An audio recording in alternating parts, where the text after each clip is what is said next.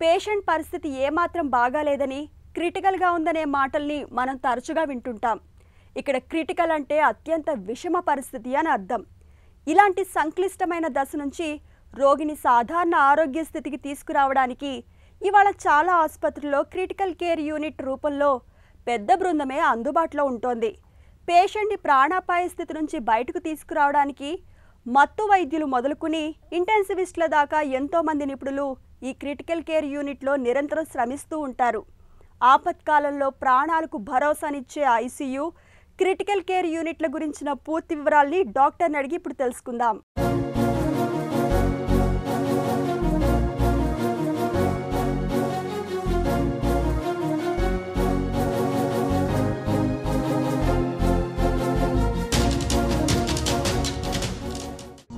Critical care అంటే ఏంటి? ఈ విభాగం ప్రాధాన్యం ఏంటి? కొంతమంది పేషెంట్స్ మనకి చాలా అత్యంత విషమ పరిస్థితిలో వస్తూ ఉంటారు. సో వాళ్ళని ఆ విషమ పరిస్థితి నుంచి సాధారణ పరిస్థితికి తీసుకురావడానికి హాస్పిటల్లో ఉండే ఒక సంరక్షణ ప్రదేశాన్నే మనం క్రిటికల్ కేర్ అని చెప్పుకోవచ్చు. క్రిటికల్ కేర్ ప్రాధాన్యం అంటే క్రిటికల్ కేర్ అనేది రోగి ప్రధాన డాక్టరే కాకుండా డాక్టర్ల బృందంతో నడపబడే ఒక ప్రదేశం. ఇందులో ఈ క్రిటికల్ కేర్లో మనం పేషెంట్కి నిరంతరం చికిత్స అండ్ పేషెంట్ యొక్క వైటల్స్ మానిటరింగ్ అన్నీ జరుగుతూ ఉంటాయి. ఎలాంటి పేషెంట్లకు క్రిటికల్ కేర్ అవసరం ఉంటుంది? సో క్రిటికల్ కేర్ అవసరం అనేది సాధారణంగా పాయిజనింగ్ పేషెంట్స్ కానీ, హార్ట్ అటాక్ పేషెంట్స్ కానీ, పెరాలసిస్ వచ్చిన పేషెంట్స్ కానీ, లేకపోతే హై రిస్క్ సర్జరీస్ జరిగినప్పుడు, ట్రాన్స్ప్లాంట్ సర్జరీస్ అలాంటివి జరిగినప్పుడు వాళ్ళని అబ్జర్వేషన్లో పెట్టడానికి కానీ, లేకపోతే కొంతమంది పేషెంట్స్ రక్తంలో ఇన్ఫెక్షన్తో వస్తూ ఉంటారు, బీపీ డౌన్ అయ్యి, అలాంటి పేషెంట్స్కి క్రిటికల్ కేర్ అవసరం అనేది ఉంటుంది. క్రిటికల్ కేర్ స్పెషలిస్టులను ఇంటెన్సివిస్టులని ఎందుకు పిలుస్తారు?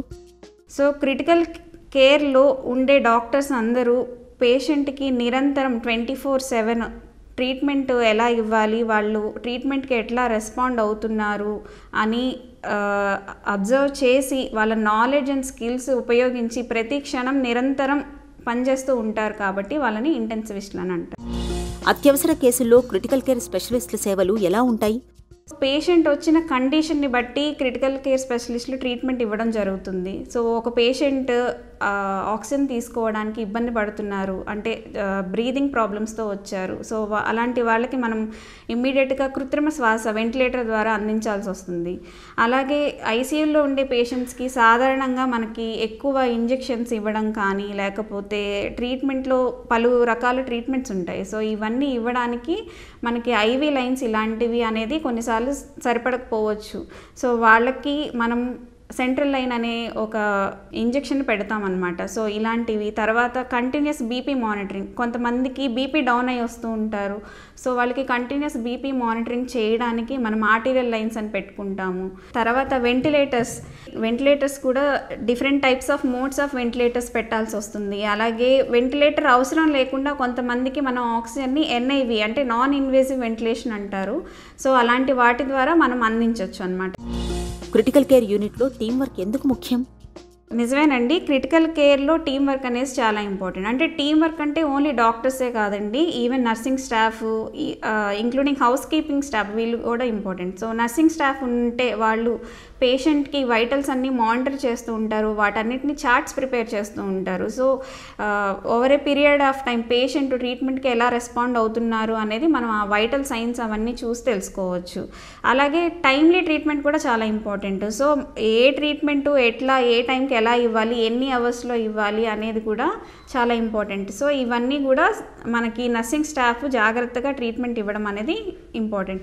అలాగే ఐసీయూ పేషెంట్స్ చాలా రోజులు కదలకుండా ఉంటూ ఉంటారు. సో వాళ్ళకి బెడ్ సోర్స్ వచ్చే అవకాశం ఉంటుంది, డీవీటీ అనే ప్రాబ్లమ్స్ ఇలాంటివి వచ్చే ఉంటాయి. సో ఇవన్నీ ప్రివెంట్ చేయడానికి మనం పేషెంట్కి పొజిషనల్ చేంజెస్ చేస్తూ ఉంటాం. సో వీటన్నిటికీ హౌస్ కీపింగ్ వాళ్ళు ట్రైన్డ్ అయిన పర్సన్స్ అనేది చాలా ఇంపార్టెంట్.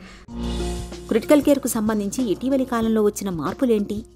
సో ఇప్పుడు కొత్తగా మనకి టెలి ఐసీయూస్ వస్తున్నాయి, స్మార్ట్ ఐసీయూస్ వస్తున్నాయి. సో ఇవన్నీ ఏంటంటే latest technologies and artificial intelligence ఇవన్నీ యూస్ చేసి మనం ఐసీయూస్ అనేవి వస్తున్నాయి. సో వీటిలో ఏంటంటే మనం ప్రతి క్షణం పేషెంట్ ఎదురే ఉండి మానిటర్ చేయాల్సిన అవసరం లేదు. మనం ఎక్కడున్నా కూడా, ఈవెన్ ఇంట్లో ఉన్నా లేకపోతే ఏదైనా ఫంక్షన్లో ఉన్నా బయట ఎక్కడైనా ఉన్నా సరే మనం వీటిని ఉపయోగించి పేషెంట్ కండిషన్ని ప్రతి క్షణం మనం లైవ్గా చూసుకోవచ్చు. అండ్ పేషెంట్ ఎలా రెస్పాండ్ అవుతున్నారు, ఏమైనా చేంజ్ చేయొచ్చా అనేది.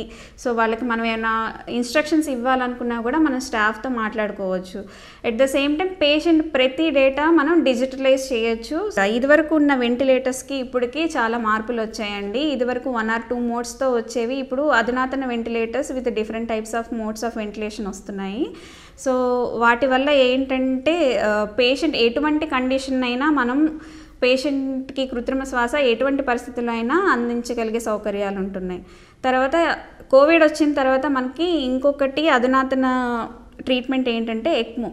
సో ఎక్మో అంటే ఎక్స్ట్రా కార్పోరియల్ మెంబ్రెయిన్ ఆక్సిజనేషన్ అంటారు. అంటే లంగ్స్ బాగా డ్యామేజ్ అయ్యి సో మనం వెంటిలేటర్స్ పెట్టినప్పుడు కృత్రిమ శ్వాసను మాత్రమే అందించగలం, కానీ ఆక్సిజన్ని తీసుకోవడం అనేది, ఆక్సిజన్ ఎక్స్చేంజ్ అనేది లంగ్స్లోనే జరగాలి. సో ఆ లంగ్స్ అనేవి బాగా డ్యామేజ్ అయ్యి లంగ్స్లో ఎక్స్చేంజ్ అవ్వట్లేదు అనుకున్నప్పుడు మనం ఎక్మో లాంటి వాటి సహాయం తీసుకోవాల్సి వస్తుంది. ఐసీయూలోకి అందరినీ అనుమతించకపోవడం వెనుక కారణాలేంటి?